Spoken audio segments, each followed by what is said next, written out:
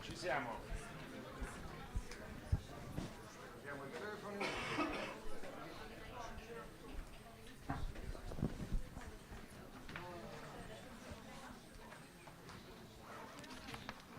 Andrea, solo positivi. Grandi spazi.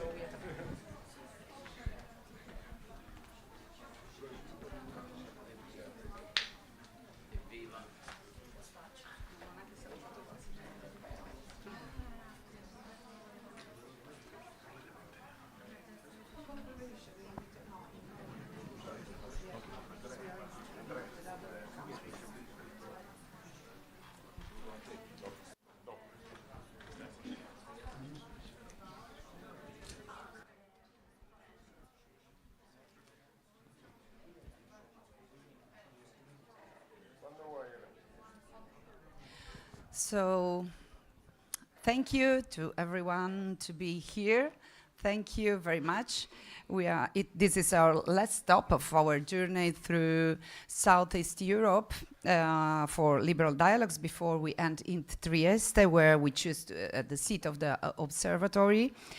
Is the city, I always say, of borders, but also of encounters. Our goal is to build with you young people and students, a network between young people, universities, researchers, academic institutions, and public bodies in order to exchange experience between those who are already members of the European Union and those who aspire to join in, and to discuss together about liberal and democratic values. I'm the coordinator of the scientific committee of the observatory and responsible also for the observatory in Trieste. So I would like to welcome the minister, but before Deputy Minister, sorry, and I would like to give the floor to, it's maybe ambition. In the future, we are in the future, maybe. So maybe we will, it's for a good luck. We don't know. I will give the floor to Andrea Cangini, the director of the Observatory, and he is also the general secretary of the foundation.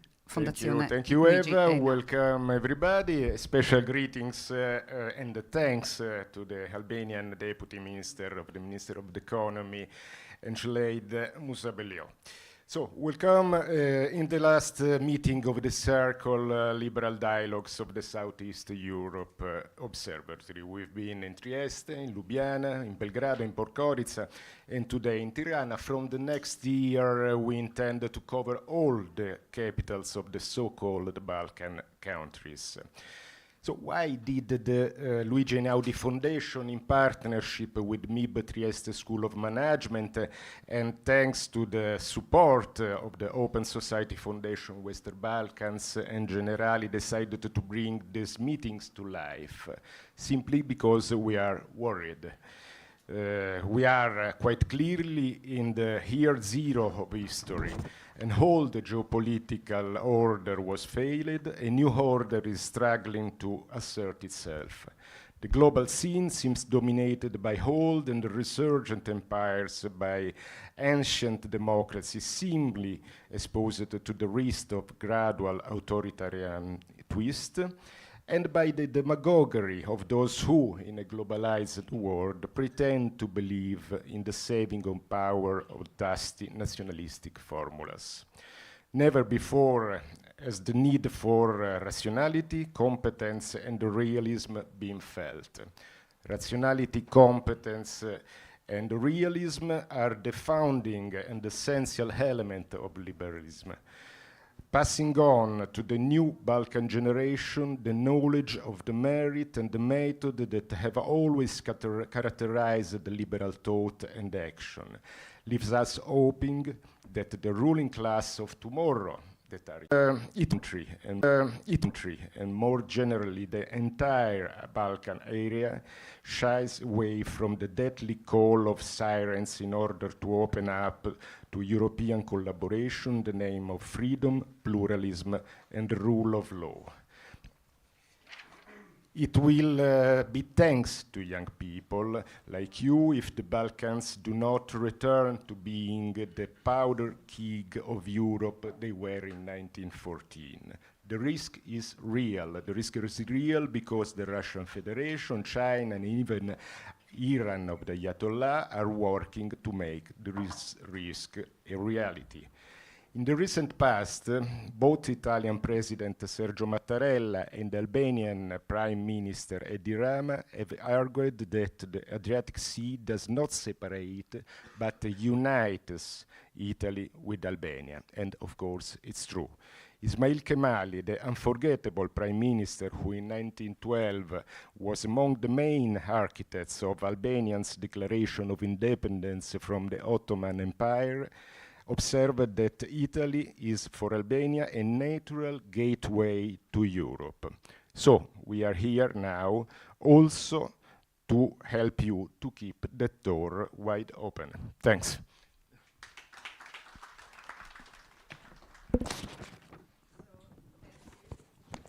It's working, yes.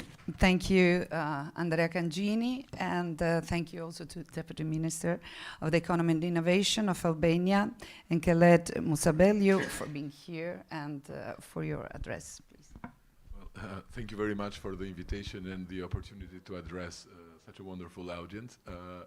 To be frank, for me, as one of the 14 negotiators of Albania to join the European Union, it's a great pleasure to actually move a little bit away from all the technicalities that EU integration constitutes and talk a little bit about actually the idea of Europe.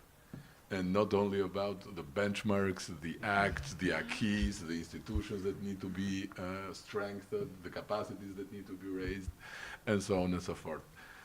Actually, the EU has transformed itself into a huge supranational bureaucratic institutions, which actually affects and has improved the lives of all the Europeans. But that huge institution actually was constituted on a simple idea, and that was the idea of peace in Europe after the Second World War. What started as the internal market or the common market actually was in the beginning a mechanism to control the development of the military industry. And that's why it started with steel and coal in order for the core countries that founded the European Union to be able to control the military and industrial development of each other.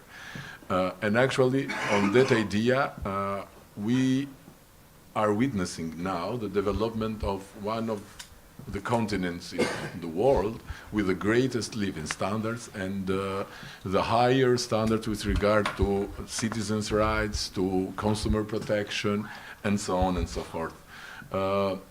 It's a great achievement for Europe, and it's at the same time, for Albania, one of the probably greatest objectives, not only of the government, but of the entire society. Actually, the history, or at least the modern history of Albania, is a history of Europeanization. From the decision that was taken a long time ago to have, for example, the Latin alphabet instead of the Arab alphabet. It was a discussion, and Albania at the time was under the Ottoman Empire. Was an important decision made from the Albanian elite at the time to show a clear sign of the orientation of Albania, which was towards Europe and not towards Orient. At the same time, as you mentioned, Ismail Kemali, but at the same time, the foundations of modern Albania actually are grounded on the European identity of Albania. Communism failed in Albania with a clear message of making the country join the Europe and the European Union. So the idea of Europe, even though Albania is probably or used to be one of the most isolated countries in Europe, the idea of Europe in Albania is probably today stronger than any of the EU member states itself. The last surveys show that the EU acceptance rate in Albania is more than 90%, which is something that should make us all proud as Albanians, but also should make Europe think of Albania a little bit differently, because Albania has plenty of ideas of young professionals to provide to Europe. As we witnessed today, being one of the countries, at least in Europe, with the largest diaspora, and you're both Italians, and you can testimony the fact that the Albanian diaspora is one of the most integrated in Italy, and the same holds true for the Albanian diaspora in Greece.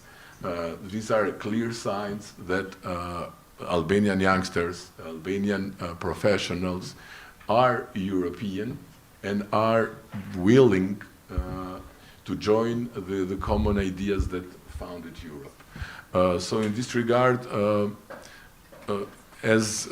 to come back to the technicalities now a little bit, Albania is moving very fast with regard to EU integration. We managed to open all the negotiation chapters in 1 year, which was something remarkable that it has not happened in the cases of other countries which are willing to join or are in the process of joining the European Union. And for the time being, there are 2 chapters that are technically closed in terms of addressing the closing benchmarks and approving all the acquis, and are several others that are ready to be closed within this year. It's a great achievement for not only for the public sector or the businesses, but for the entire Albanian society. And we truly hope that we will be able to keep up the agreed agenda with the European Commission to become member states by 2030. Technically speaking, we are able to be part of the European Union by 2030.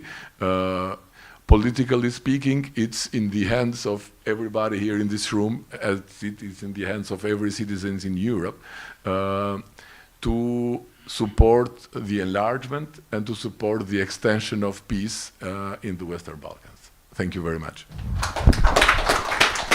Thank you, Deputy Minister. I would like also to thank those who are hosting us today here at the Europe House of Tirana, and also those who are accompanying and supporting us on this journey. In our mission, we received the support of Open Society Foundation Western Balkans and Generali. I have to also to remember that the Southeast Europe Observatory was launched by Fondazione Luigi Einaudi in partnership with the MIP School of Management, Trieste School of Management, who gave also the observatory seat. And we have also here, it's not here with us, but we have a video address of the Andrea. The Dean of MIP Trieste School of Management, a school that is eagerly in a position to promote cooperation, to promote democracy, and to develop human capital.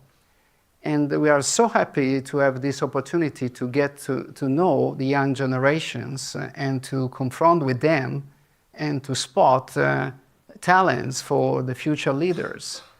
Talents that we can help. Next 37th edition of the MBA in International Business, which is opening on October 2026. You will find all the information on our website, and if you happen to be interested in continuing your training, then we are looking forward to receiving your candidature. In the meantime, we wish you a very fruitful and pleasant morning and attendance to the Liberal Dialogues. Thank you very much, and good morning to all of you. Thank you.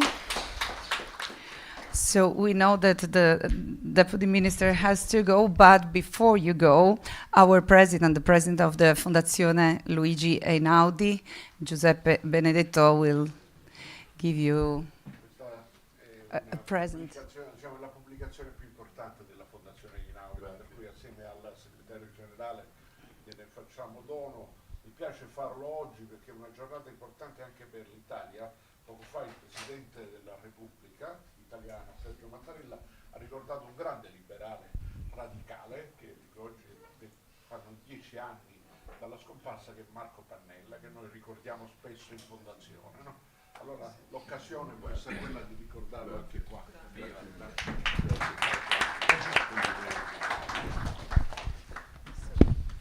So, Martina Dlabajová is also our friend. So thank you very much for being here. So let's start with the roots, maybe, or maybe with the liberalism, lifelong learning with Alessandro Sterpa. Hi, thank you very much. Good morning, everybody. So we have two ways. I can read the paper for 2 hours, no? Or can we speak only some minutes about the topics?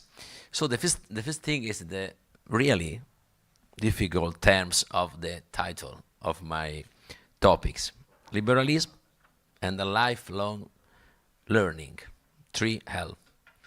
So we have to understand what means with these terms and the relationship each other they have. So it's not really easy, but we will not take all the time that we need. I suppose that when Sofia Ventura make class here, I suppose 2 weeks ago, I don't remember, 2 times ago, she give you a sense of democratic and a liberal system characters, I suppose. So why a national system is a liberal democratic system? Well, we know that the centrality of individual is the core of our constitutional system. But what means for a liberal state to be a system with the individual in the center? What means for the learning, for the knowledge? I think that there is a very important network between the liberal state and lifelong learning. I can explain with using some people that work about it. Public power is justified to the extent that it improves the quality of human freedom. I like to read a very important words. The individual is always the goal of all public power, and the state is always only one of the means. This is very important because now, during this period, we have a match against the non-liberal system. Do you know the autocracies? There is a very important book that I suppose that you have to read, right, by Anne Applebaum. It's Autocracies SPA. Okay, in Italy is Autocracies without SPA. I don't know why. And in this book, Anne can analyze the relationship between China, Russia, and the other not liberal countries. It's not an ideological network. You can find left ideologies, right ideologies, all together. Why? Because they have to cancel of the history the rule of the liberal state. In autocracy, the center of the life is not the individual, it's the power, it's the public power, it's the state. So I think that's everything we made about learning and knowledge building in a community is oriented to win this kind of battle. Now we are in this battle. We have to know it. We cannot use the name of war, but we can use the name of cognitive warfare.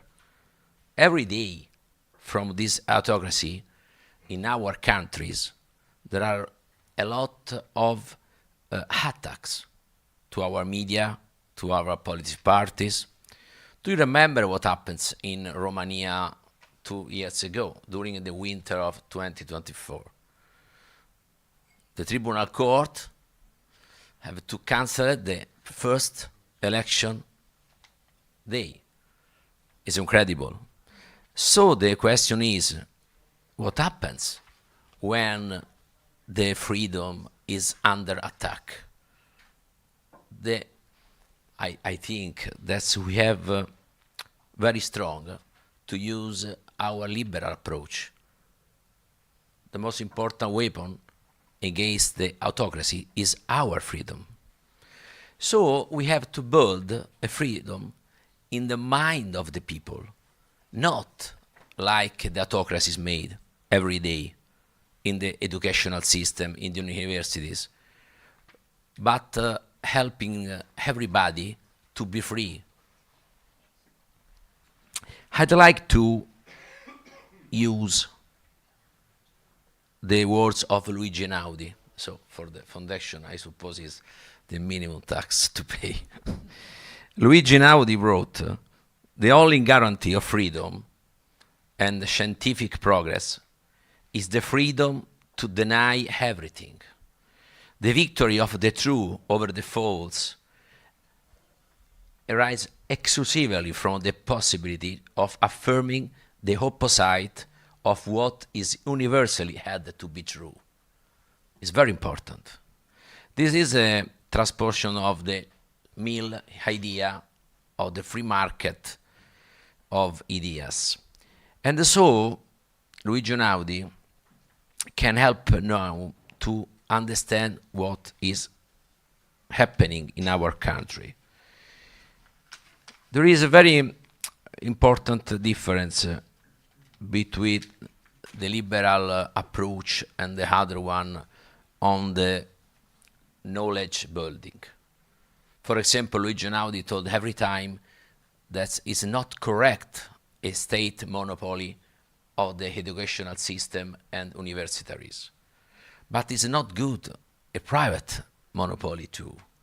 We have to build a market of the place where the ideas can build, can make new progress, knowledge in the countries. I'd like to make a question. Who is the teacher of freedom? You know that in Italy we have very important people. It's Massimo Recalcati. Somebody love it, somebody doesn't love it. It's normal for the people that make a very important role in the public opinion. Recalcati say we have imagined the teacher like somebody that not spend the time to fill empty minds with the notions until they reach maximum capacity. The teacher is not helpful to organize a one-time feeling on continuous feeling. It's unuseful. It's necessary to build together the teacher with the learner the ability to manage emptiness, knowing and unknowing. We must prepare individuals to equip themselves to face reality independently. It's very important. It's another approach. It's different from the books that Vladimir Putin correct every day in the schools of Russia. We don't have to write a book with the truth. We have to build people that can look at the true and non-true informations. We must also overcome the particular cultural legacy still existing in many parts of Europe. Think to what happens last time in Hungary for the rule about the universities. So we have to build a society where the individual is the king of herself and the community. Milton Friedman, in 1973, in the Playboy review, is very important, I don't know, review, make a very important considerations about the freedom. Nobody is better than the individuals to understand about the individuals. So we can say that's our approach is the key to save liberal system during the next years. I'd like to speak about it a lot of things, but I can use another time Luigi Einaudi. It's about, you say in Italy, we use the word diploma to means when you finish a part of your course before university, post-university. And they say every time that is only a paper, okay? So Einaudi told, when somebody receives a diploma, it's like a people without freedom, because with the diploma in the hands, if you go to call to be part of a guild, of a corporation, diploma to be architect, diploma to be lawyer, diploma to be everything. And so we are in the condition to build a society without freedom. Why? Because university and school will prepare the people only for the diploma. And the diploma is the instrument to open, like a key, the doors of the guild and the corporations. And so what kind of people will go out from this kind of knowledge building? Not a free man, not a free man, but only a man that could be part of one of our little or big elite. And like Pareto, every time repeat in your page, we cannot build a society with only guild and corporation. We have to change the elite every time. So for liberal perspectives, every time our elite is a pro tempore elite and have to be ready to another one in the next time. You know, that is impossible in autocracies.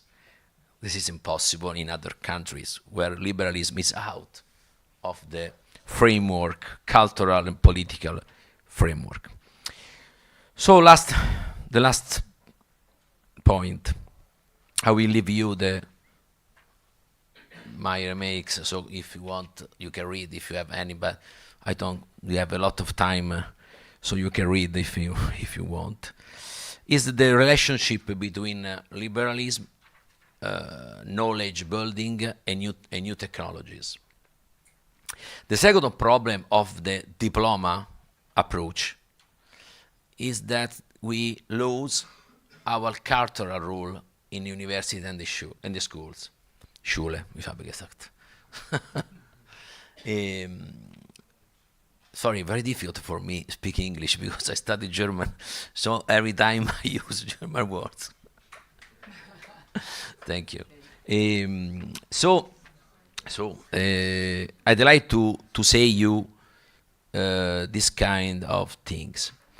When you have only a diploma, you can approach to the life in a new world with the instrument of the old world. You know that when you are part of a corporation, every time you have rules, you have archetypes, you have an easy way to work. It's like an automatic word. Another time, I can say that this kind of work is like the work of technologies. Artificial intelligence could change our life and our works.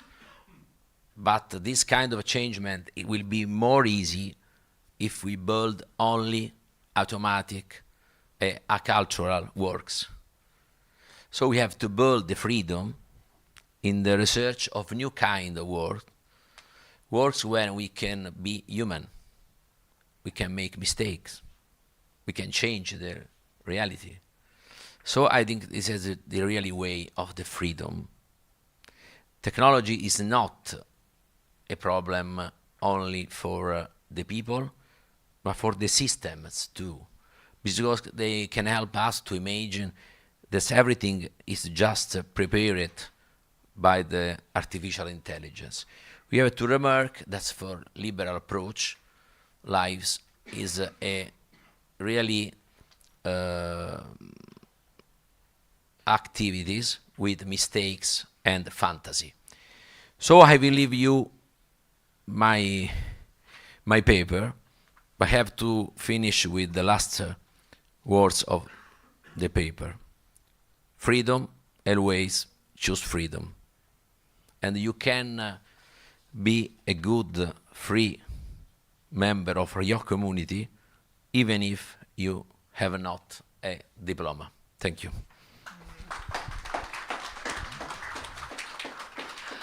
So if you have also, thank you, Alessandro, Sterpa. If you have a question now, we can just take 2 minutes for, or some more minutes also for some question, please. Beh, magari, vediamo. So, hello, my name is Ardit Minaroli. I'm National Coordinator of Students for Liberty, the Albanian branch. You mentioned earlier Friedman, but Friedman also said that individuals should be free to choose. And I want to go back to the school and the education system that you mentioned earlier. You mentioned we are not for the state one, but we are neither for only private one. Since Friedman was for private one because he said individuals should be free to choose whatever education they want. You, for which kind of education are? Or which one do you support mostly? Thank you. Thank you. So I suppose the less important, my opinion, is better. Friedman opinion. Allora, I'd like to be in a country where a lot of activities in the learning is realized by the state and the private, because we came from a very particular history. In Europe, school and university had made the national building. Our states was being built by the cultural activities. It's very easy to remember what said Massimo d'Azeglio. Having made Italy, we must now make Italians. It's not really D'Azeglio phrase, but also important. What means? That's in our European countries where the role of the state is very strong and we have a constitutional approach with social rights, obviously we have a very strong statal system of education. The future is to open this system with two elements. The first one has changed the role of the professor and the researcher. Now, if I work a lot, if I make a lot of publications, if I make books, if I win competition for research, I have the same payment in the hand of the month of the other one people that make less. Okay, the same. I know. I am professor. Every month I can check it. So we have to change the rule of the people that work in university. Not only public worker, but a little freedom more for the activities. The second one is to open to the private.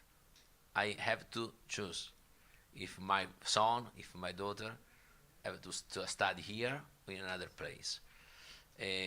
It's not easy because a lot of people work in this kind of activities in Italy, and very strong is the rule of trade unions.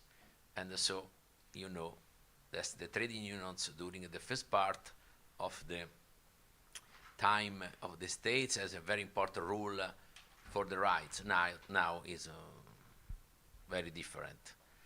A lot of changement in Italy is stopped by the trade unions.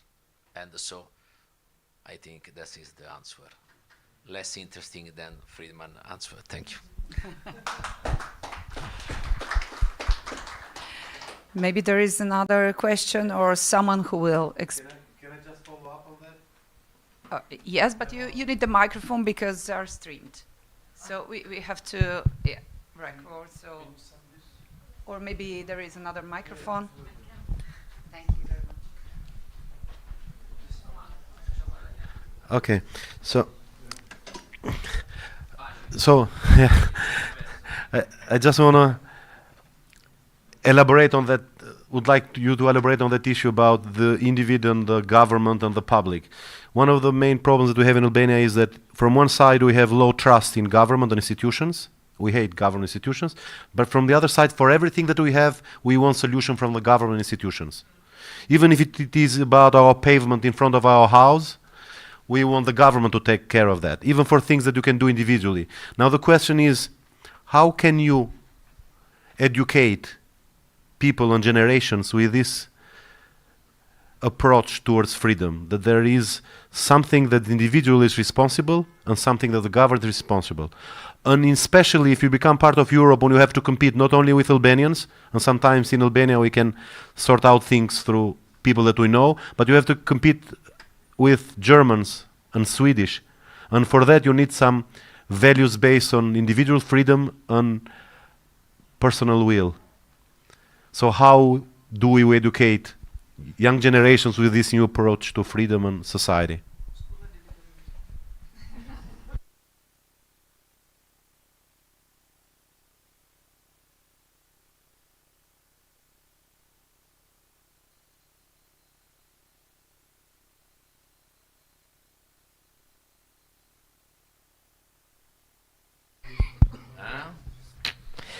Okay.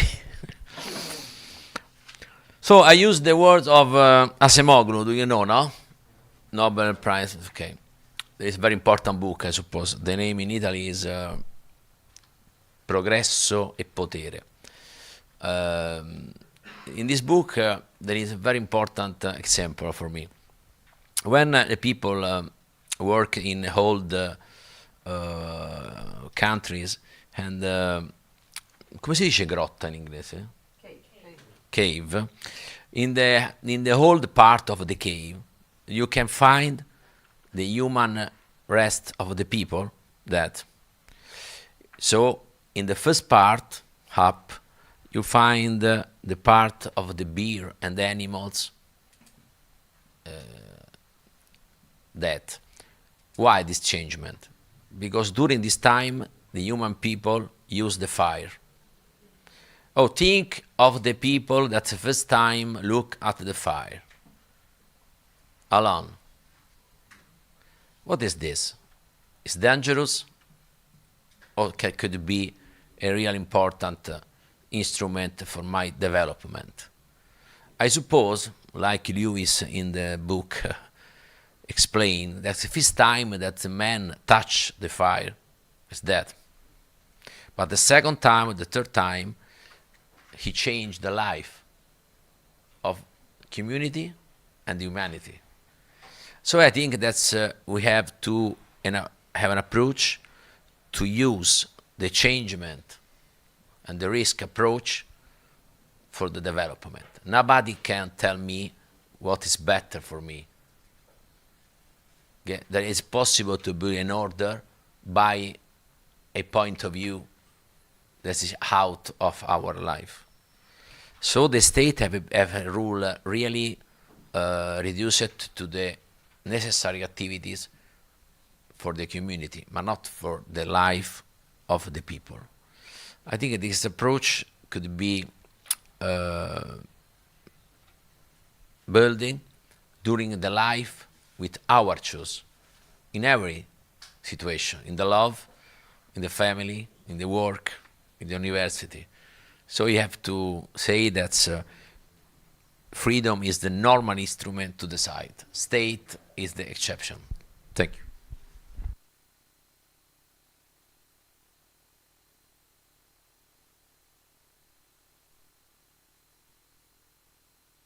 Yes. Thank you.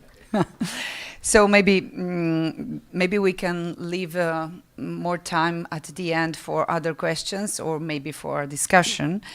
As you have seen, the topics we are suggesting are very different. They range from classical liberal culture to issues more related to current things and Europe enlargement, but also gender issue, which is very important. But don't worry, because for the next edition, all of you will be involved for proposing and for suggesting other topics, so we can discuss them together. But today we invited Martina Dlabajová. She will speak and talk us about the entrepreneurial spirit and business skills, and especially opportunities for youth. Please, Martina, I think you have. Thank you so much. Yeah, working? No, this one. Different. Now? Yes. Yeah. Yes. Okay, I have some slides because I think it will be a little bit funny to have something in front of your eyes, and I will just say next, or I have it. This is great. This is a freedom. This is individual freedom. So which one I use? This one. Just try it. Right, left. Yes. Okay.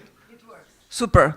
So I can tell you that this is kind of challenge to be between the two so estimated professors, because I will not have a lecture as a professor one. I will be very based on the ground, and I will speak about a real personal and liberal experience of somebody who spent a lot of long time of her life as, and I will say it, I'm sure that all from Albania will understand it, as extracomunitaria, because I went to study to Italy when I was 18, and I achieved to become member of the European Parliament at one point of my life.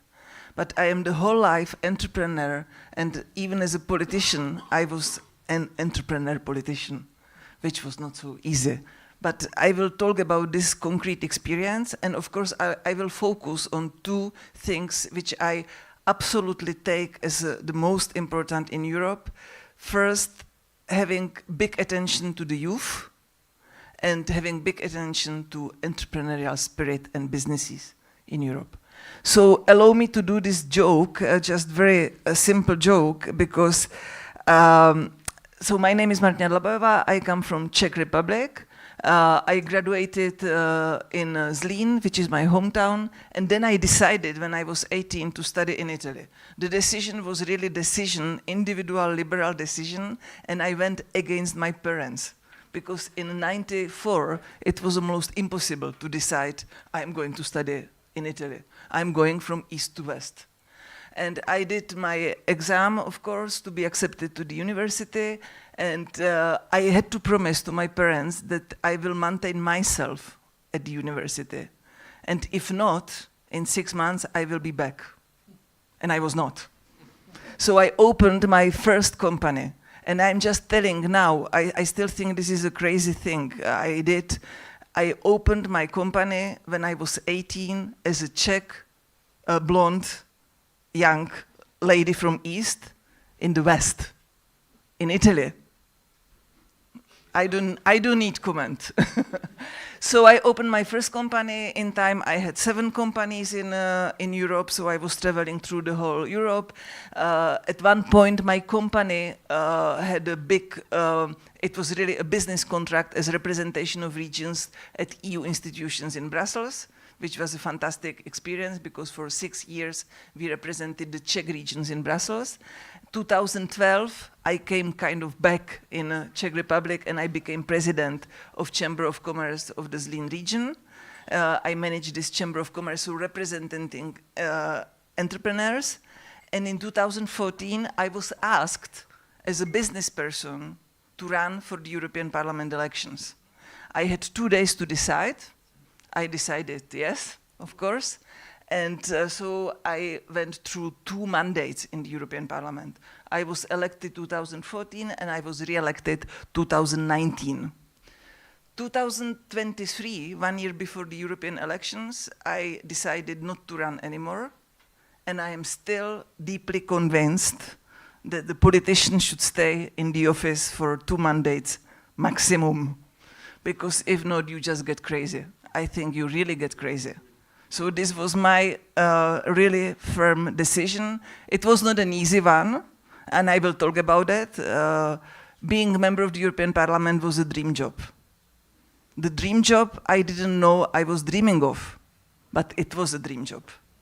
So the decision was difficult, but now I'm back to business. I have my company managing a lot of projects, working a lot in the whole Europe, but I think this is a liberalism as well. But what I did to make you laugh a little bit, I was always thinking my life is Europe. Yes, I did it in my way, but my life is Europe, and it is, because if you look at it, when I started to study in University of Padua, Czech Republic applied for the EU membership in '96. My thesis at the University of Padua was economic advantages and disadvantages of the accession of the Czech Republic to the European Union. So I was already working on that from the day one. On European integration was my topic, and I loved it, and I was convincing Italians that I am European. When they told me, no, you will not have scholarship because you are extracomunitaria, I was fighting, of course. And just for your idea, during these times of the university, I was the only one foreign student.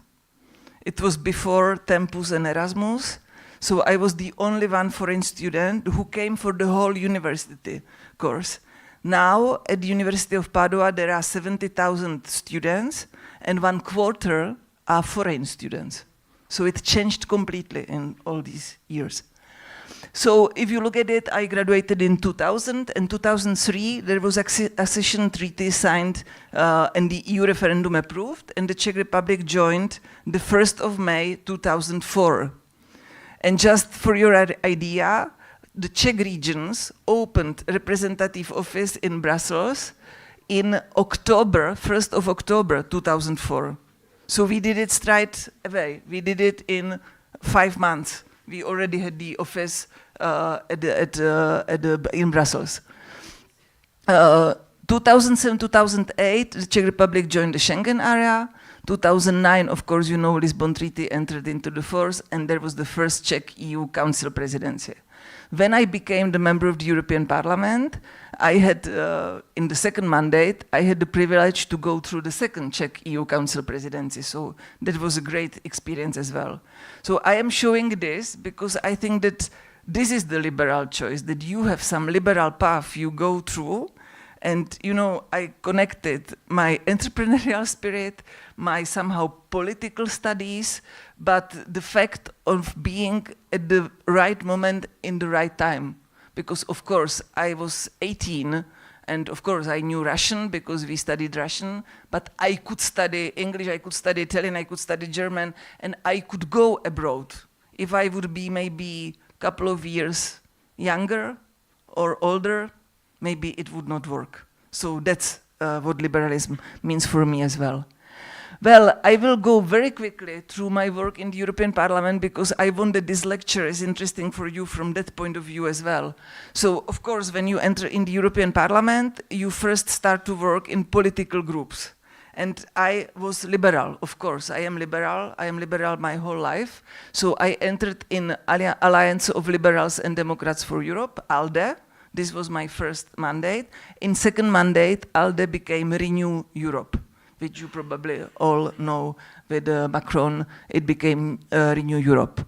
As you see, there is a picture from the president of Fondazione Luigi Einaudi, because I have been always working so closely with the Fondazione Luigi Einaudi, and I think this is something liberals really created a good structure of European Liberal Forum in Brussels, of different foundations and different institutions who are liberals in all countries, not only within Europe, but outside Europe as well. So that's very important point. Then, of course, every member of the European Parliament works in committees. So when you enter there, you want to work on what is your background. Not everybody is lucky to do it, of course, because it's a political game, it's kind of negotiation, you need to negotiate, you need to make it, you need to be from a strong delegation, from a strong group. But I succeeded, I would say somehow, because I was first, and I start from the end, I was member of Committee on Employment, and I will come back to it because I worked there for young people and for employment of young people. We worked on Erasmus, we worked on Erasmus for entrepreneurs, and we worked on new skills agenda of Europe, so the future of young people. Then I was, the whole time, I was vice chair of Committee on Budgetary Control, and as well a member of Committee on Budgets. You can imagine that Committee on Budgets, it's a crucial one, because you are deciding on all budget lines of the European Union. But for me, it was even bigger experience to be on Committee on Budgetary Control, because there you control every single euro going out from the European budget.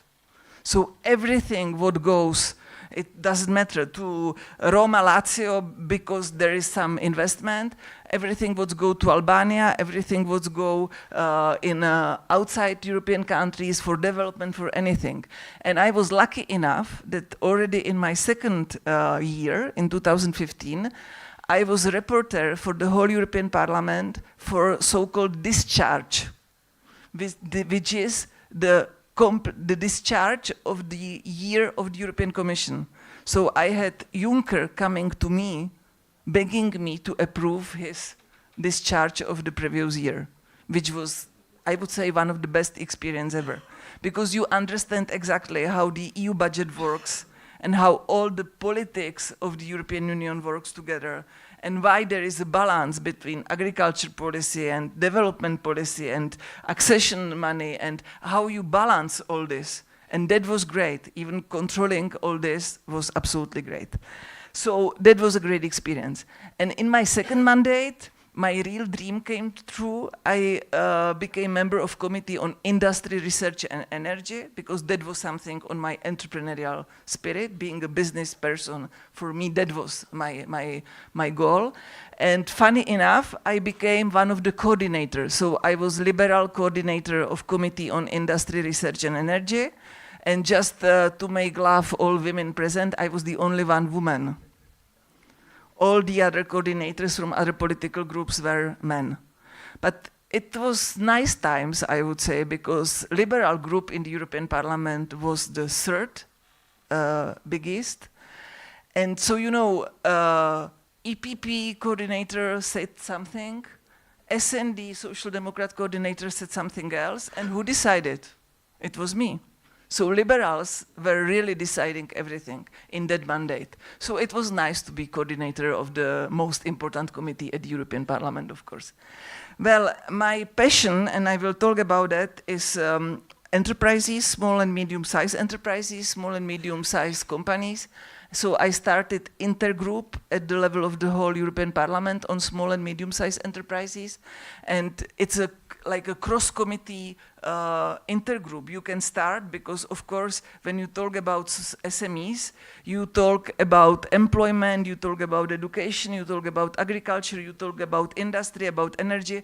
So you need a cross-committee instrument somehow. So I was the chair of this parliamentary intergroup. And then I started the Renew Europe SME task force as well. So that was at the level of liberals working on SMEs. So let's talk about the topic I really see as crucial and liberal from the point of the European Parliament. I just start very quickly about this graph. It's for me very important because young people became one of the EU's major priorities in recent years. And EU is, I'm not saying that it's listening always, but it's trying to listen to young people.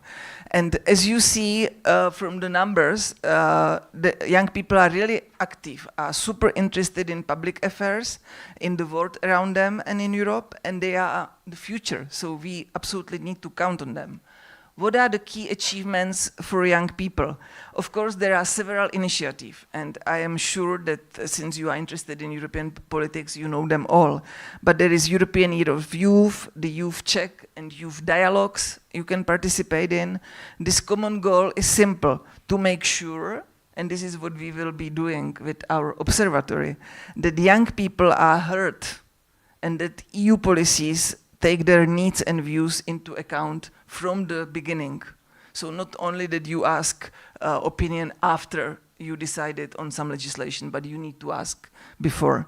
So we speak about opportunities for young people. We cannot forget Erasmus+. Of course, you will know all the numbers now. I'm not telling numbers of students, numbers of babies born, and so on. But funny enough, I was present personally in 2016 when we started Erasmus for high schools, which was very interesting experience, how these things happen. Imagine that I was one of the 7 MEPs who decided to push Commission to have Erasmus for high schools. And in 2016, they told us, "Whoa, no way, it's impossible because they don't have languages, because there are under 2018, there are not universities. So, and there is not the responsibility because they are under 18.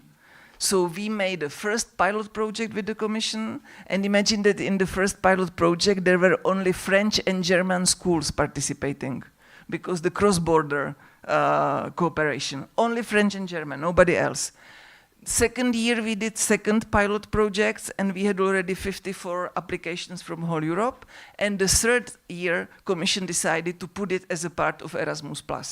So this is how it works. So of course, European Parliament doesn't have legislative initiative, but we can push on this budgetary new initiatives, and this was how a big Erasmus+ was established.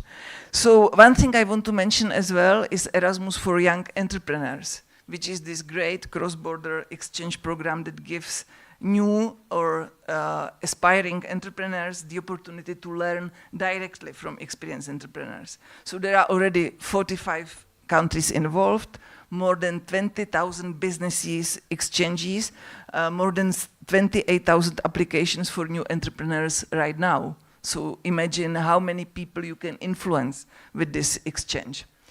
Then the topic of skills for me is even more personal, because during my first mandate in the European Parliament from 2014 to 2019, skills and education and labor market was one of my priorities in the employment committee.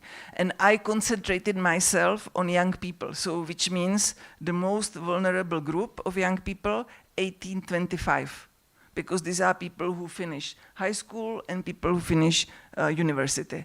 And we did a lot of researches. It was so interesting. And imagine at that moment, I was coming from Czech Republic. We had the same level of youth unemployment as Germany, so practically zero, like nothing. There was no youth unemployment.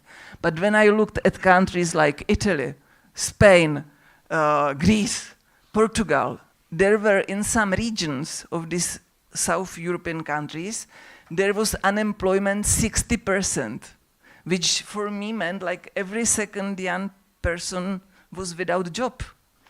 And so we started to activate policies for employment and for new skills for the future. So we were provoking from the Parliament, the Commission, to come up with new skills agenda. And of course now it's funny because skills are changing so quickly, and Professor told me about that. We didn't know nothing about AI in 2015, of course, but we knew already that 90% of people in 10 years would need digital skills. But we didn't know what kind of digital skills. You never know if it's that you are able to work with your smartphone or if you are able to design your website. So what is the digital skill? So that was so interesting.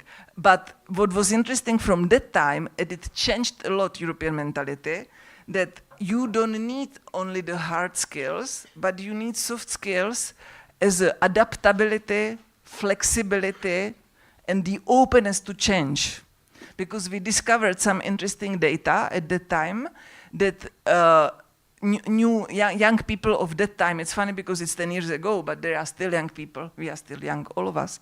But the people would change their jobs 6 times during a lifetime, which was unbelievable before.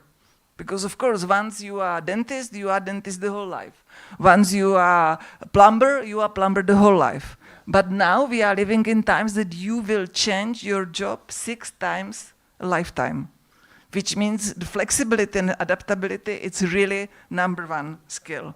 So I did a lot of reports in the parliament. I was working on a report matching skills and jobs because I wanted employers to come forward to the schools to do education, somehow matching education and employment. But one thing I want to tell you, I opened my own project because, as I told you, I was politician, entrepreneur, probably always. I opened a project which is called Why Not? And it's a project for young people, to support young people, to support their talent and motivation. And I am really stuck now that this project was purely liberal project because the winners were the most motivated young people. I wanted them to experience some great experience like having a mentor, president of the European Parliament, having a mentor, European Commissioner, a minister, president of a region, a Michelin star chef, big CEO of Microsoft, CEO of Google. So we did this project and I had 100 young people who went through this project. And this was for me like the best personal thing because you are changing life to these 100 people. And it was something that every politician can do, but you just have to have fantasy somehow. Well, entrepreneurial spirit, and I am coming slowly to the end, but there are still a couple of things I want to say. What actually is entrepreneurial spirit and why it is important to develop it in the world today? For me, this is purely liberal concept which we are not underlining enough. Because I am increasingly convinced that in order to succeed in today's world, you need some certain mindset. Not only the knowledge, not only the diploma, not only technical skills, not only hard skills, but you need the ability to take initiative, to adapt, to learn, to act somehow. And what is funny, when I was speaking in the European Parliament about entrepreneurial spirit, some colleagues, let's say from the left side, were telling me, you think only about business. It's like, no, this is not about business. This is not like a right policy to business. No, it's about changing your mind, and you can understand that there is entrepreneurial teacher, there is entrepreneurial professor, there is entrepreneurial journalist, there is entrepreneurial politician. You see the difference. It's about a spirit, but you know, it was always a big fight when I was talking, even in a speeches in the European Parliament, I was speaking about entrepreneurial spirit. Always some social democrat came in and told me, fucking businesswoman. Really, really, I have videos of this. So it was really interesting how there is a clash of some ideologies, and the spirit is something which we really need, like a initiative, creativity, responsibility, and freedom, something we should underline in everybody. So this is something we need, I think, to somehow educate in any possible profession we have around, and of course, especially in young people. And I think this is what Europe needs today. Europe could do much better if there would be better entrepreneurial spirit. Well, as I told you, my big passion was SMEs in Europe. Recently, I came across a simple but very strong idea that small and medium-sized enterprises drive the economy. And that is why we have every reason to be optimistic. Because in every hard time, in every crisis, being it financial crisis or being it COVID, the small and medium enterprises were always those who changed their way and always adapted themselves to the new scenario, and they always came up. So they had the strength to come up with new solutions. So just for your information, small and medium sized enterprises represent 99% of business in all Europe. And they are those who support local communities and keep our economies alive. So we need to somehow stop and think about what Europe is doing for entrepreneurs, because we need to allow them to do what they do the best, to build, to create, take responsibility and do business, not writing papers and reports and bureaucracy and administrative burden. So this is something we should absolutely do. Just some small numbers. As you see, the small businesses, they give job to more than 50%, to more than half of employers in Europe, and they generate 30% of total turnover. So I think this is really a base for our economy. Well, we managed to do a lot, but there are still a lot of challenges. And I am particularly happy that I will talk about these challenges here, because I think you can prevent to enter in Europe with all these challenges. You could think about it already now, because if you want to maintain your economy going fast, you have to be aware that there are regulatory burden which are really difficult, and you can prevent them thinking about it before, during all the accession procedures, because regulatory burden are really enormous number of rules, obligations, administrative requirements, regional, national, and EU level. And this is what you can avoid, not to do so-called gold plating, because if there are some rules from Europe, you should not double the rules at the national level, which is still happening everywhere in Europe. Of course, one of the biggest challenges for SMEs is access to finance. There is still not enough access to finance for small companies. So it's not only complex and lengthy procedures for obtaining EU funding, which is really long and difficult for small companies, but as well the local finance and the bank finance is not so easy for small companies. There is still a big lack of skilled workers. Companies are missing skilled workers everywhere in Europe. So this can be an opportunity for your country to manage, to understand where is this lack of skilled people and which skills you could use to offer. Of course, one of big challenges is digitalization. We all think that we are digitalized, but we are not. And of course, digitalization, and I was the European Parliament reporter for Digital Decade 2030, so I was the one who set up the goals of Digital Decade. We know that digitalization must be hand with hand, private sector, businesses, citizens, and the public sector. So if some of these three is not working, it will never work. Digitalization will never work. So you have to be careful of this. And one of my favorite points is barriers in the single market. We are always talking about the single market. We all love it. I love it. I think this was when the Czech Republic was entering in the European Union, single market was like the best thing we saw in front of us. We are entering in single market. But single market is so complicated. So many obstacles that I can tell you that SMEs still face complex administration, different national rules, technical rules, difficulties in cross-border trade and services, obstacles in providing services across border. And I am maybe a good example because I had 7 companies in all European countries. It was difficult to work across the border. It was difficult, and it still is. So it's something that we really need to work on it, and I think single market is something we love. And we had Italian ex-Prime Minister Enrico Letta who worked on this, and he named exactly what are the problems on the single market, but we are still not able to overcome them. So all these are big challenges.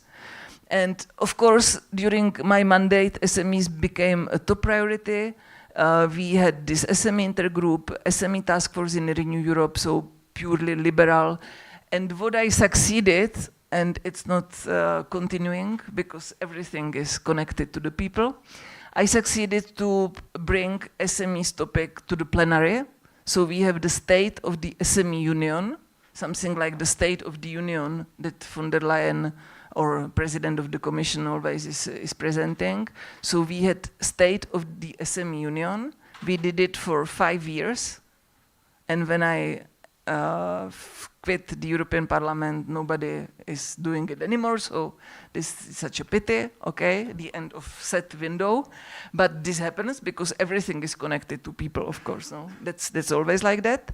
So these are big actions, and the key actions were new industrial strategy, SME relief package after COVID crisis, and the resolution on the state of the SME Union. And there are some new action coming next in Europe for businesses.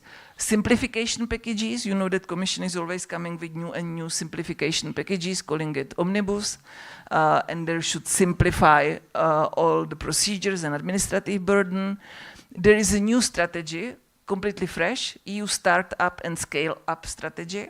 So there is now this recognition that for the first time, EU is really talking about startups and scale-ups in a really technical, professional way. But of course, this is not enough doing a strategy. You need to do concrete steps. But let's hope that it will be simple to start a startup in EU than in the United States. Maybe this is the goal, of course. And one interesting thing, which is the consequence of this Letta report on single market, is so-called 28 regime, which was presented recently. This will be a special regime for companies outside of all national borders, which will be only European. And the company could decide so I can decide, I open a European company. I don't open a Czech one or Italian one or German one, but I open 28 regime European company. So this proposal now, it's under scrutiny. Of course, it looks very good on paper, but the real question, how will be the practice, because it has to go through the parliament, through the council, and so on and so on. And finally, I am coming to the biggest thing of these days discussed in Europe, which are super important for youth and for entrepreneurs as well, which is multi-annual financial framework 2028 and 2034. So just very quickly, it was presented already 1 year ago. It's almost 2 trillion euros. And maybe what is really key there is that the main priorities is investing in people within European Union and in accession countries as well, investing in regions, investing in education, including Erasmus+, so Erasmus+ should get more money from this new MFF, and of course investing in competitiveness, which is a good news for entrepreneurs, research and innovation, security, resilience, defense and protection of Europe. So if I look at it, of course, it should address several long-term problems like fragmentation, budgetary inflexibility, which is a long-time problem, or there is no focus on high impact projects and strategic technologies. But as a beginning, I would say that this is maybe the most interesting MFF I have seen, but I have seen them a lot, of course.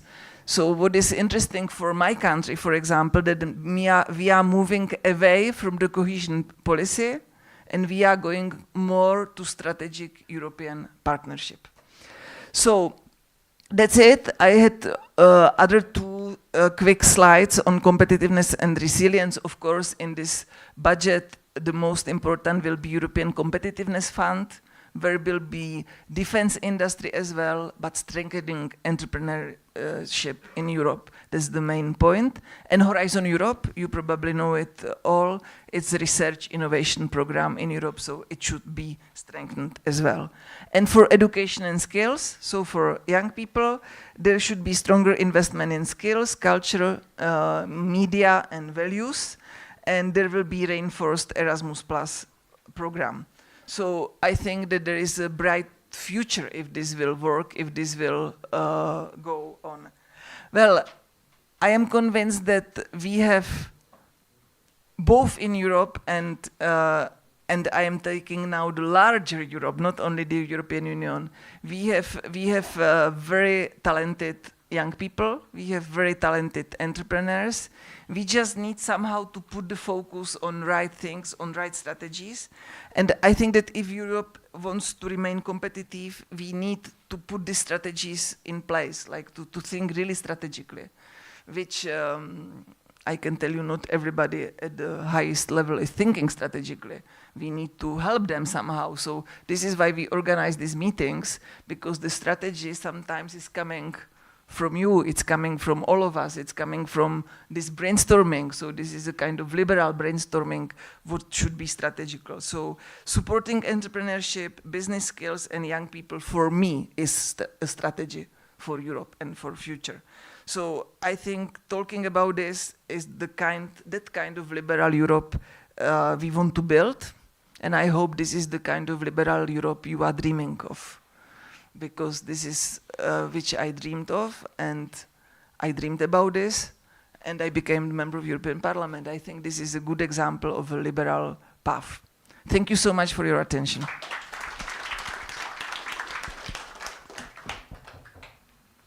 So thank you very much for your relation. It was very interesting, full and rich of data, and especially of motivation and passion. Maybe your story, your experience can inspire them.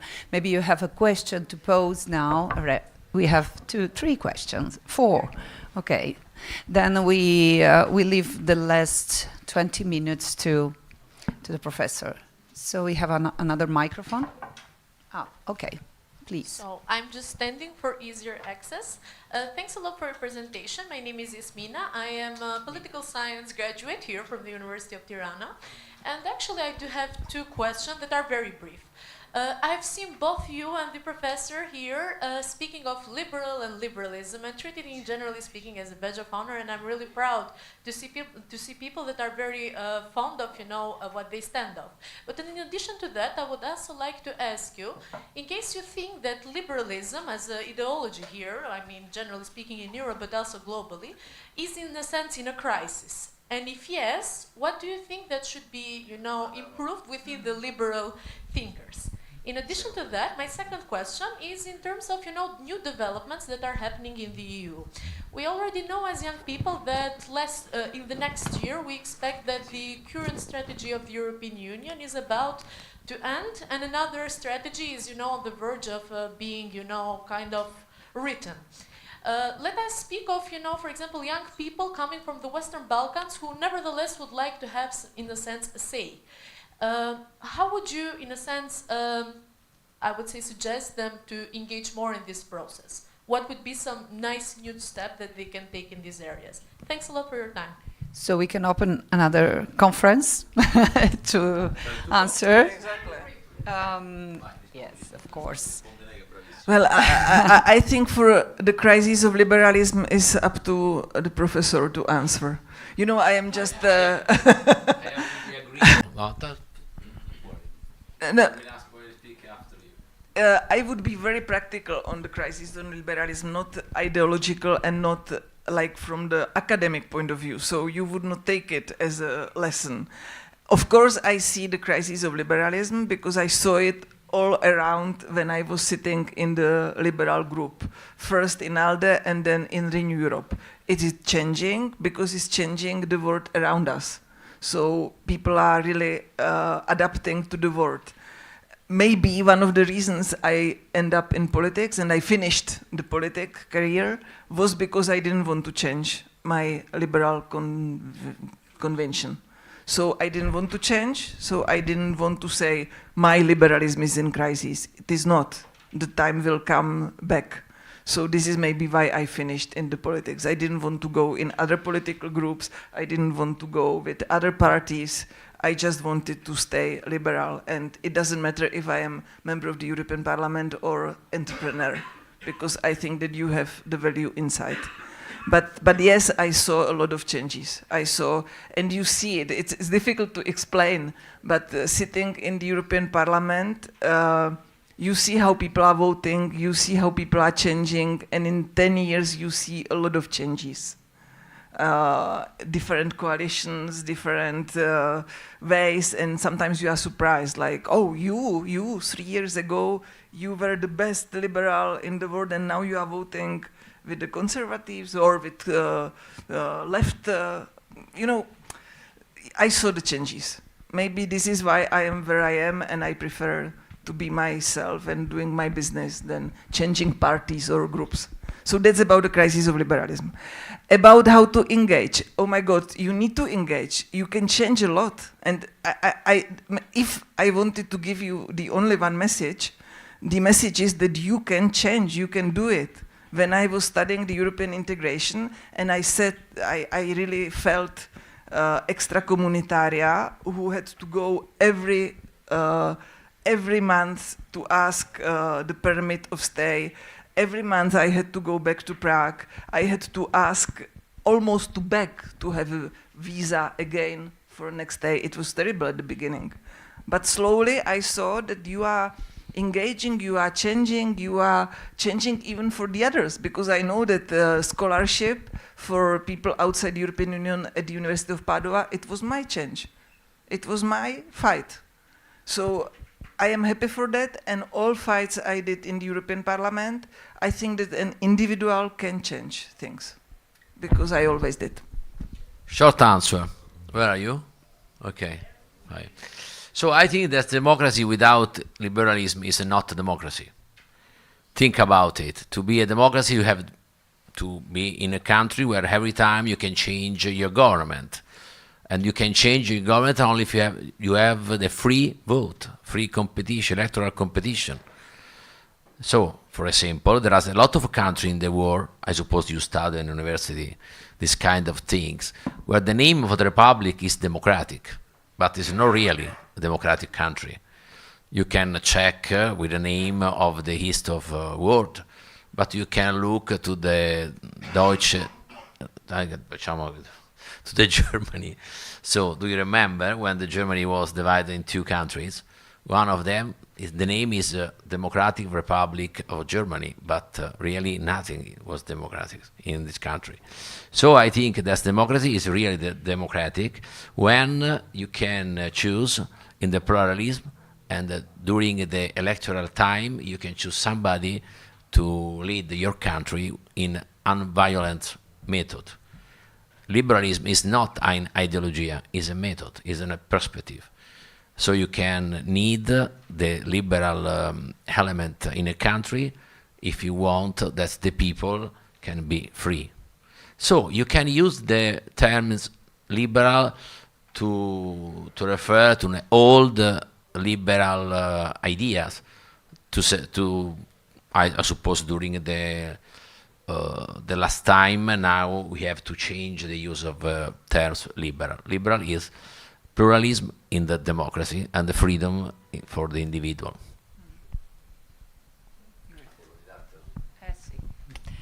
So, very briefly and shortly, we have other two questions maybe.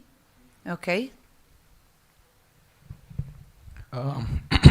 First of all, thank you for having this gathering. I would like to make this question before the Albanian panelist starts speaking, because I would like to ask you on your, let's say, opinion on the current situation when it comes to the former MEP, sorry, I forgot your name. You spoke about how liberalism, you see it as a freedom to choose. We're dealing currently, at least as youth in Albania, we're dealing with a huge issue. Despite everything that's being said, like we're joining the EU and so on, EU. The local problems here are far too big to discuss EU, at least in my opinion. If I could refer to the numbers, cost of living at the moment, especially in Tirana, is horrendous. Wages are some of the lowest in the entire continent. Choices for us are very few. There's nepotism all over, party structures. If you'd like to refer to research data from Sweden and Scandinavia, Albania has dropped when it comes to how democratic it is. We're finally being considered an electoral autocracy, and it's incredibly worrisome. Many people are immigrating away, and we're still talking about EU competitive market opportunities and so on. Like, referring to all of those that I just mentioned, how, or in your opinion, what can be done except just raising our voice, because it's clearly not working? We're constantly trying to, and we're practically looking at a dead end. So, thank you very much. Thank you. So very shortly, please, just to give.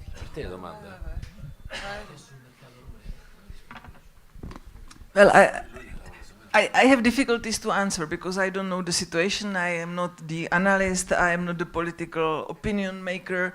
I just tell you one thing. We all have our homeworks. Exactly as you mentioned, I could tell you a list of things I don't like in Czech Republic. I could give you a list of things I don't like in Italy. I could give you the list of things I don't like in the European Union. Is the European Union ideal? No. Nobody is ideal. But we have all homeworks and we have slowly to work on that. I don't know the situation very well, so maybe I will read more or you will tell me more. But I can tell you that I am absolutely not happy in Czech Republic. In the politics, in what is happening, in ministries, in the political structure, I am absolutely not happy. But I am going on, I am doing my job, I am trying to influence what I can, and as an individual, I am trying to change what I can. I can say you that's when when you are in a closed system, like a national state, okay, you can check and control everything in your borders, okay? When you open your country to the other one, you have a lot of problem, really. Because I can make an example in Italy, when the country of the east of Europe, in the first part of 2004, 2005, came the new countries in Europe, no? A lot of workers of these countries, Romania, Bulgaria, and Hungary, came in Italy and take the work by Italian people. So we have a lot of problems. But now, without this kind of workers, we close the Italy, because nobody can help us to make this kind of activities. So I think that is a process, and the state have to check that the more poor social classes be no against each other in this more big market. But I suppose that is a rule that the state can play only with the help of the Europe, because we have to spend money to help the integration of the workers' market systems. As it's not easy, but at the end of the process, you will find the more big countries, federal countries. Really, European Union is a federal country. You can change the name, but confederation, federal countries, but really is this, because anything of important is in European level of government now. So I apologize if we if we make the last questions after, because otherwise... After lunch, no, don't after lunch, no. But just, just to give the floor to Gentian, Elezi, and then we will go back to other questions. I apologize for it, but the time is going on. Thank you. Thank you for the invitation. I'll try my best to keep it short so we have more time for questions, ideally.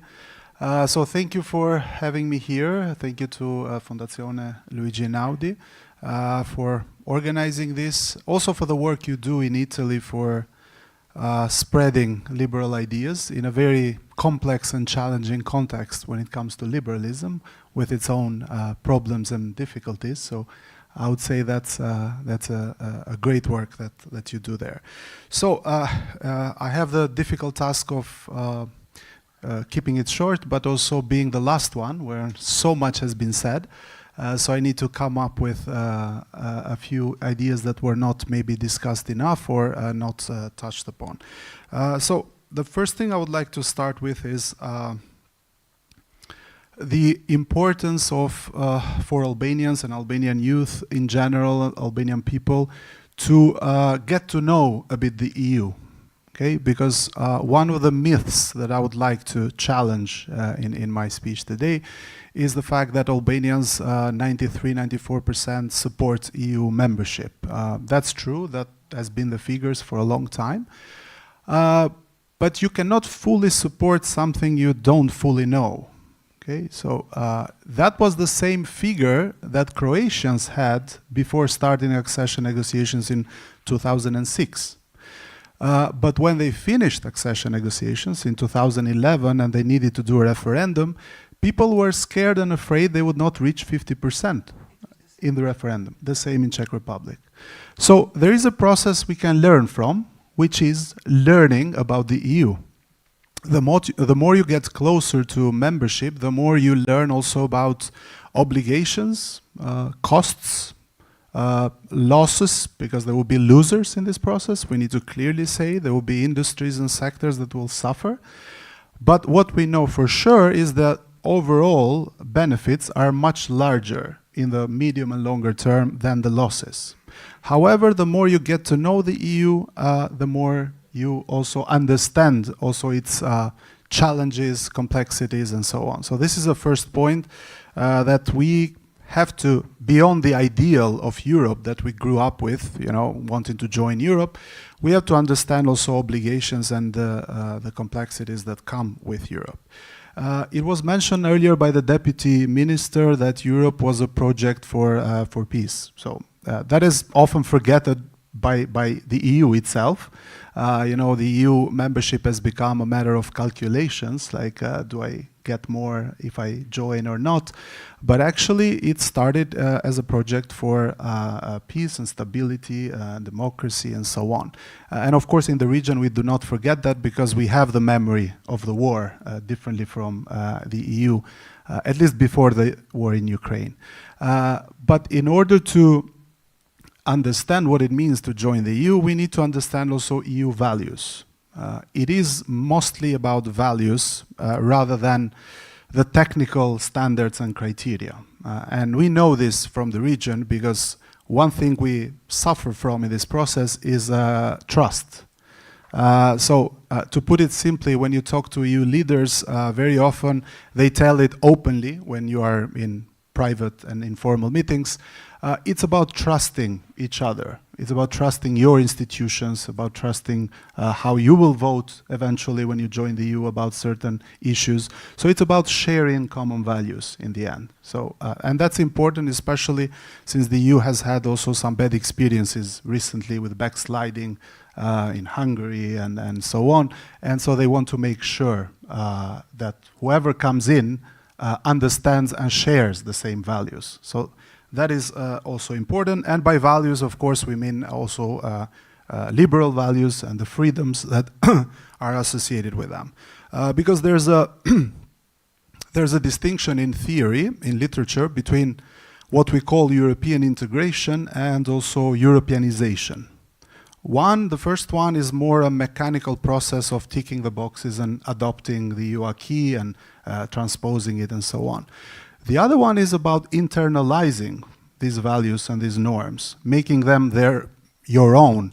So you don't behave a certain way because the EU says so, but you behave a certain way because you think it's the right way, the more efficient way, and so on. So this is a kind of a delicate process that requires time. It requires changing the mindset, and and of course it goes beyond rules. It's about society changes and so on. But we've seen it happening before in other countries, so it can work. Another important element is also regarding understanding clearly which values are we talking about. Okay, so we speak about the EU in the region, in Albania, as one entity, as one well-defined idea, one well-defined value, and so on, which is not the case actually, because the EU itself, I mean, the motto of the EU is united in diversity. They still preserve diversity, and they still have very diverse systems inside of them. Like, I was inspired by the former MEP here telling her story about going to Italy and studying, and it reminded my story, which is very similar, because I moved to Italy also when I was 14 years old. So I did also my high school there and university. And then, so I experienced Italy quite fully in terms of its system, its values. And then after finishing the university studies, I moved to the UK, which was a EU member back then. And so I experienced their education and labor system, work system. Okay, so for 5 years I did my master's and PhD there. And trust me, it was so difficult to find anything in common between the two systems. They were so different, under the same EU. But modestly I could find and appreciate the values in each of the systems. And of course the challenges and the shortcomings in both of the systems. While the Italian system to me was very good at exploring thoughts in depth, but lacking structure and efficiency. The UK system would not allow you to explore in depth, but would make you the best at structuring thoughts, ideas, and efficiently transmitting them. This was my modest experience and perception. I'm not saying it's the truth. But both of these are so perfectly complementary together to make the EU. So these are two very different systems that live together under the same roof, or lived together because the UK left, unfortunately. But we can use it with another case as well. So it's important to understand that you don't go to the EU just to apply and adapt everything, but you also bring your own ideas, your own systems, your own initiatives. So that's something to also understand quite clearly. To move to the second part of my intervention, which is about the challenges we have as Albanians, and they connect a lot to what the student before mentioned. Very relevant topics and issues, but they are important to discuss also under the umbrella of this meeting and this discussion. So some of the challenges that I see, some immediate ones for Albania to properly integrate and understand and internalize these values. First of all is, I think Neritan earlier burned this question for me when he asked it, but I had signed here the note, is the relationship we have with institutions, the understanding of institutions. So it is true on one side we hate them, we don't have trust for them, like 12, 13% of trust in some institutions, but at the same time there's this mentality derived from communism of expecting everything from institutions, which is not entirely liberal mindset. And as I said, that comes as a legacy from communism. In communism, we developed, it's a well-known approach in literature, we developed the so-called them and us mentality. So them, the institutions, like somehow the enemy, and us, the people who are afraid of the institutions. So it is important to understand that this is something that kind of makes it more difficult in the path to the EU, the relationship we have with institutions. And of course, it's not the fault of the people. It's often a complex issue, so it's institutions, decision makers, politicians who built these institutions. But it's important to understand that these are also linked to democratic values. Because one missing piece here is also the sense of accountability of institutions. Okay, so not pressuring them enough, and I fully agree with what you shared, like you've done it several times, you've organized protests, and you saw very little change, okay? But it's a process, okay? You insist, you go ahead, I will finish, sorry. Other countries have done that before. Sometimes it's backsliding, sometimes you move forward and you have some wins, but it's very, very difficult if we don't change the mindset about institutions and perceive them as our own, so part of us. So we need to demand from them on a daily basis, okay? Because it's not entirely like this in our societies, okay? We perceive them as outside of the people, in general. I'm not talking specifically about youth or students, which usually are the more active part of society and the more pressuring part. But in general, the population perceive institutions as something outside of the people, outside of society, and just don't bother me too much, or if I have any issue I have to solve, that's the only contact I have with institutions. While it is a daily process to build the institutions. Another challenge existing, and it was again mentioned by the students, sorry I didn't get your name, it's also the lack of meritocracy. You know, a few years ago, I was just thinking while listening to the other presentations, I was doing a consultancy work in the northeastern part of Albania called Peshkopi, and I was engaged there to look into what are the local problems. A lot of poverty, a lot of emigration since very early age, like even minors, and so needed to understand what are the challenges, why people are leaving, why there's no development, and so on. And I have to admit, I went there with a very preconceived idea. So there will be a lot of talk about unemployment, you know, poverty, economic development is missing, and so on and so forth. But when I did a focus group with 20 high school students, like 16, 17 years old or 18 years old, I was surprised by their clarity. They really knew the causes. Everything I had in mind that they would tell me were actually consequences. Poverty, all of this, you know. They were very aware of this. They were mentioning lack of meritocracy and lack of opportunities. That was to them the main problem why they didn't have trust in the current situation.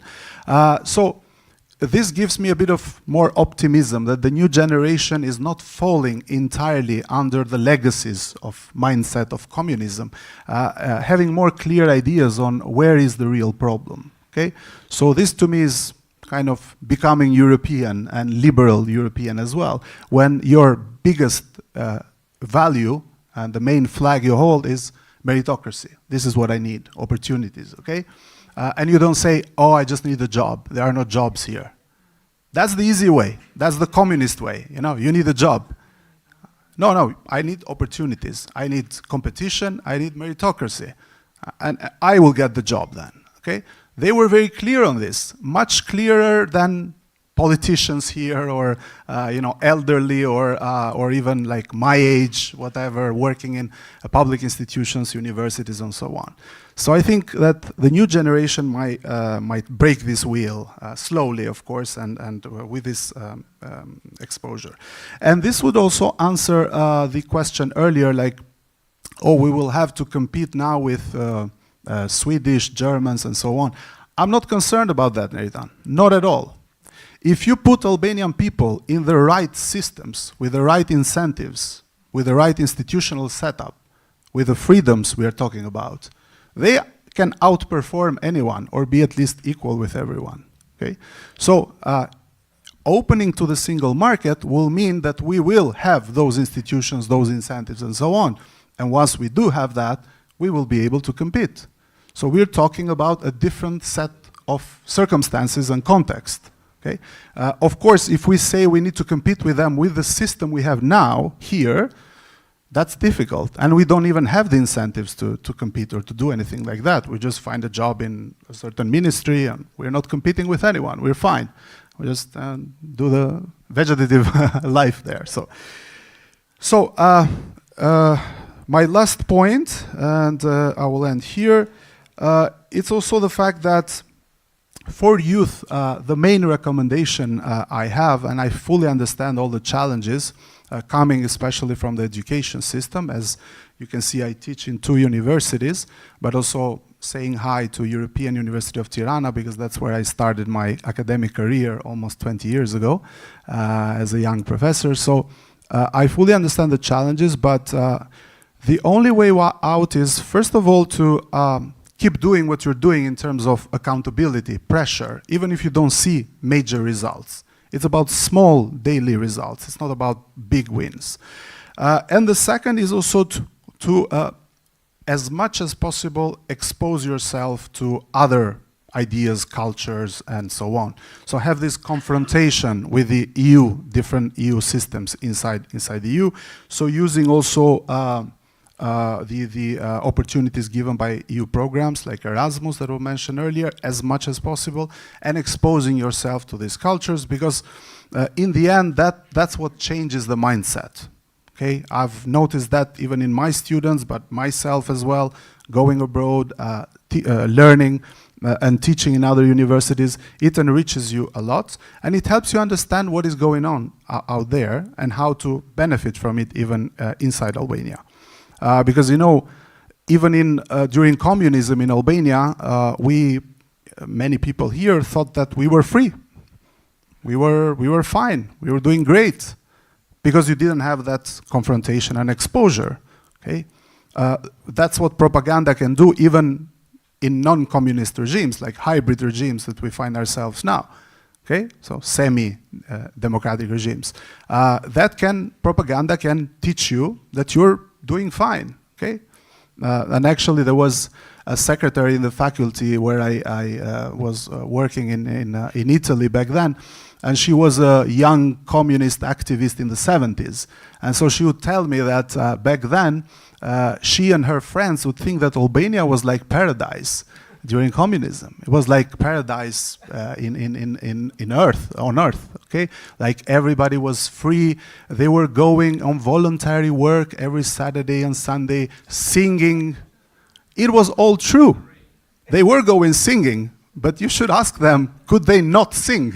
Did they have the choice of not singing? So to conclude, it's just about, it's about exchanging and exposing yourself as much as possible, getting out of your comfort zone, let's call it, because the opportunities are there. Even a 3 months exchange is fine. 6 months exchange, you'll see that it will change your perspective on things. The last to conclude, Albanian youth can also contribute, knowing all these threats, to the ongoing challenges of liberalism and democracy, because as it was mentioned before, I think by someone, that both liberalism and democracy are now under threat everywhere. And so since we are quite aware of the dangers and the risks of it, Albanians also can contribute with this to the European Union. Thank you. So, but we are on streaming, we have to close, but we can stay 10 minutes more. So we have also some minutes also for posing other questions. But before this, I would like to remind you about our scholarships. We have the MIP scholarships, which is more on the field of management and so on. But we have also we provide also 3 scholarships for students and young people who present us a relation about the topic and the issue, the Europe. I kindly invite you to write them also if you didn't participate to all our debates or relations and our events, because our goal is to build this space of exchanging ideas, of discussion, and maybe also your reports. We can publish them and spread on our website and in our newsletter. Our aim is that it becomes your newsletter and your space of debate. So please write us these very short reports, about 5,000 characters, and send them until, I think, 14th of June. So, last questions, maybe? We have 10 minutes more. Yeah.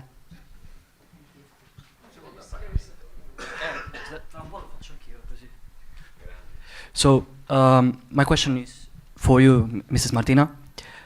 You mentioned earlier difficulties and liberalism with entrepreneurship. You connected them. Renew is for the Green Deal. In my opinion, I work with the ECR. I'm against the Green Deal because I think Green Deal has destroyed the European Union. We're focused now very much on China. We're buying stuff from China to do that Green Deal, which the left and also Renew sponsored so much. But to connect the entrepreneurship and the European Union and liberalism. De jure, we have it very easy to open a business here, because I want also to connect with what the professor said. We don't need more opportunities, we need less bureaucracy, because it's very easy to open a business or to start a business in Albania by de jure, but it's very difficult de facto, because you need lots of documents, you need to wait from the National Registration Center a lot to be approved as a document, etc. So it's very much bureaucracy in Albania. That's what we need, less bureaucracy, and we will have more opportunities. From your experience as an entrepreneur, where did you feel more free to do business in European Union? In Czechia, in Italy, in Slovakia? What was more liberal for you to do a business?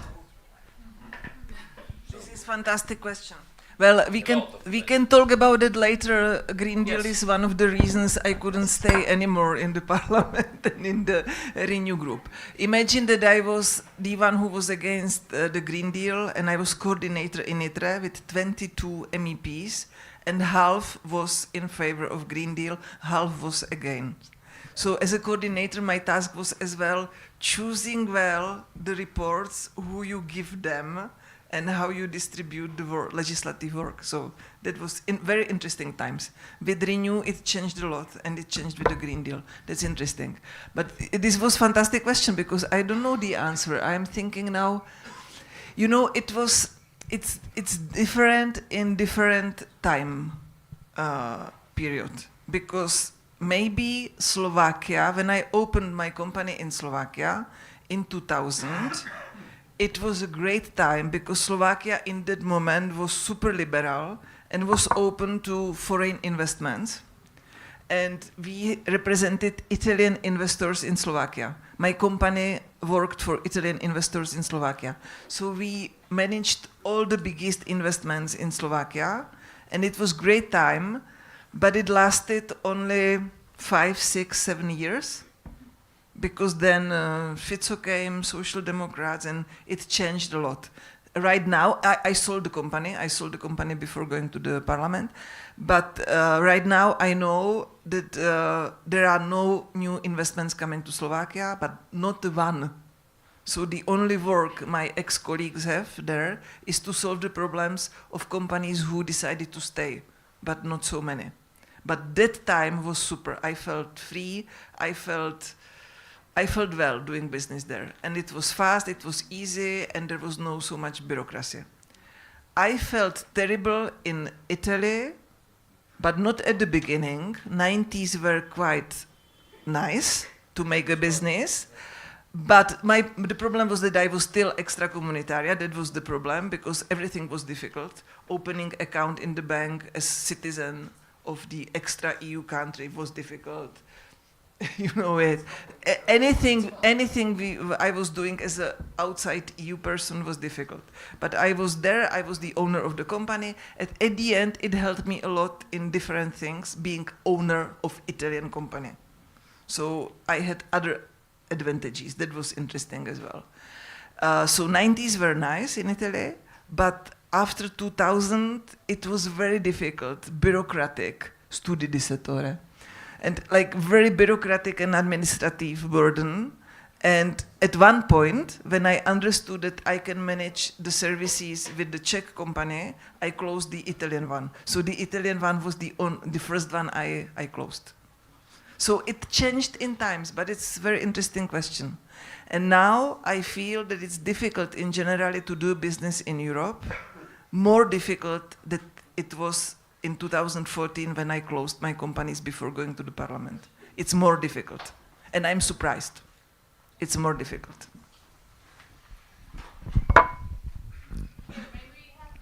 Yeah, the microphone. Can you hear me? Yeah. Hi. I'm Boris Bedortaya. I'm assistant editor and legal reporter at EU Law Live. Also PhD researcher in digital law.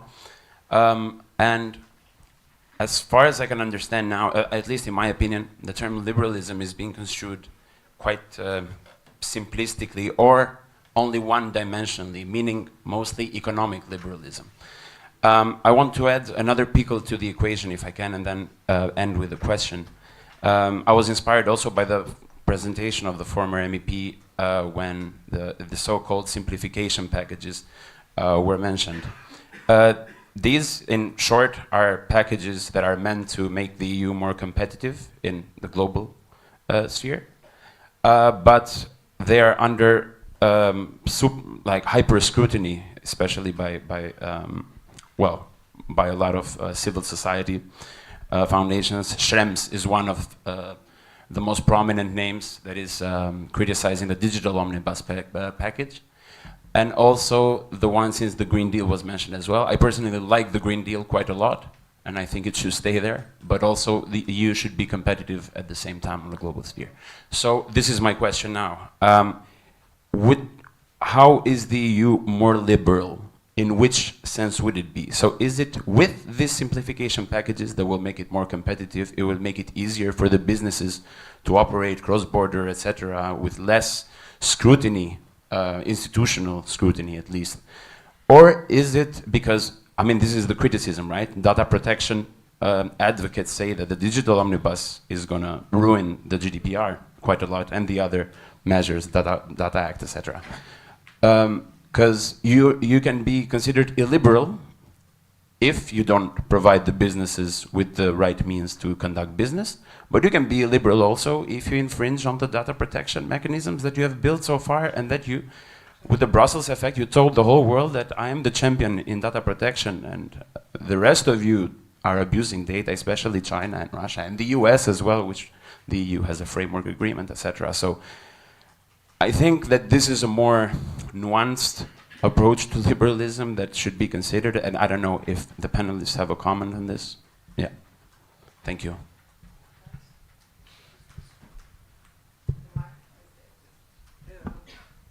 Well, very good consideration, and very interesting how you can be both liberal and illiberal in different ways. You know what I really think that is missing, and I know it now, I'm saying it after 10 years of a full immersion in EU legislation. What is missing is looking at the legislation a little bit from above, from a holistic approach. Nobody is doing it, and I can guarantee you that nobody is doing it. Once you enter in a legislative process, you are dive in one report, one directive. And you are there, and you are looking at details, and then you are fighting for the details. You are fighting for a paragraph, you are fighting for a word. And you do it in several occasions. First, you do it in your group, which opinions can differ a lot. Then you do it in the committee, then you do it in a reporters meeting when you are a reporter or shadow reporter of legislation. And this is not enough, you even do it in a trialogue, again, with Commission, with member states. And I think that the problem is that everybody is just concentrated on one single issue, and this is why things are not working. I'm not saying that something is bad or only bad or only good, but the problem is that there is nobody who has this holistic approach. And this is why omnibus simplification will have difficulties to be successful, because how you do it? You just don't take one legislation and you say, okay, scratch this, scratch this, scratch this, out this, out this. You cannot do it, because maybe you do more wrong to companies than not doing it. And I think that this is really missing. Somebody like this is missing, and it's impossible to do it in everyday work in the parliament. It's impossible to do it in everyday work in the commission. And maybe we would need a leader, some leaders, who can look at it with some vision and not taking it as a single legislation. And one last point, you know, there is a lot of ego, but ego is everywhere. It's in business, it's in politics, everywhere. So, of course, even the committees between them are fighting to have some files, and they will never see it as a complex thing. They will always see it. I want it because I am industry committee. I want it because I am environment committee. And then everybody is working on different things in detail. So I think we are missing, I don't know in English how is the right word, like this overview, this strategic, holistic overview of things. With that, it would work, and we could change things. So, Professor, there is still answers. No, please. Professor, we mentioned here the Green Deal, and some 3 years ago, everyone in Europe talked about the Green Deal. Everything was green. Green transport, green economy, green, everything was about green, let's say, objectives. And now no one is talking anymore about the green economy, and we are talking about the military economy. So in this case, Albania, Europe is changing a lot. Their objectives, they are changing a lot. In this frame, Albania or the Western Balkans countries, we couldn't have the green economy. Are we, for example, having now our intentions to go through the military economy, or we are just, our intention is to be part of Europe, and is this the last one, that our intention is to be just part of Europe? It will be any more European Union in 10 years, for example, that we will be part of? Yes, thank you. I'll try to be brief, but just a follow up also on the other question before answering. So, just one thought from my side. I know that reducing bureaucracy, simplifying, etc., goes, of course, in the verse of liberalism, and it helps competition, but it does not guarantee per se liberalism. Okay. The colleague here mentioned about bureaucracy in opening a business. Well, I don't know if you're referring to Albania or in general. Well, in Albania, I'm a registered business, a consultant, and I opened my business in 24 hours without meeting anyone, without bribing anyone, and I immediately was operating. I don't think there's any other country in the world that you can have it so fast, so quick. But are we liberal? Am I free to compete? Do I have the same chances, opportunities for contracts and so on? Not at all. So simplifying and blaming it all on bureaucracy does not actually help necessarily liberalism and a free market.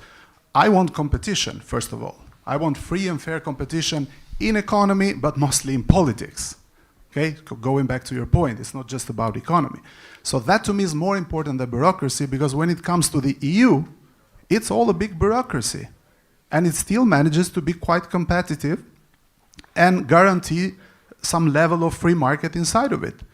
The problems of the EU are born when it needs to compete with other entities outside of it, which do not have the same rules about competition and so on and so forth. But inside of it, it is highly regulated, highly bureaucratic, but no one can say that the economy of the EU is not thriving and has not been amazing.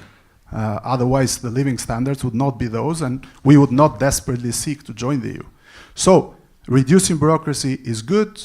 Having especially that overview would be excellent. I don't know who can do it. Maybe a group of think tanks. Maybe again Mario Draghi or someone, someone like that, like outside of the system for now.